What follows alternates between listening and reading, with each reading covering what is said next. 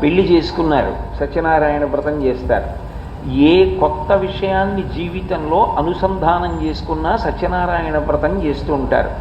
ఆయన దానవీర, ఆయన ఇది మాత్రమే ఇవ్వగలడు అని చెప్పడం సాధ్యం కాదు. ఆయన ఏదైనా ఇవ్వగలడు, ఏదైనా ఇవ్వగలడు అని చెప్పడం కోసమే ఆయన దానవీరత్వం ఉన్నవాడు. అలాగే దయావీర, ఒకరి దగ్గర ఎంత శక్తి అయినా ఉండొచ్చు, కానీ మనసు యందు ఆర్ద్రత లేదనుకోండి, అటువంటి వ్యక్తిని మీరు ఆశ్రయించి కూడా ఏ విధమైనటువంటి ప్రయోజనము ఉండదు. ఎందుచేత అంటే భస్మహవ్యములు అంటుంటారు పోతన గారు భాగవతంలో. హోమం అంతా పూర్తయిపోయి పూర్ణాహుతి కూడా అయిపోయిన తర్వాత అందులో బూది మిగిలిపోయిన తర్వాత అప్పుడు వెళ్ళి మళ్ళీ ఓం నమో నారాయణాయ స్వాహ అంటూ నేను హవ్యం వేస్తానంటే అది ఎలా ఉపయోగపడుతుంది? హోమం అయిపోయి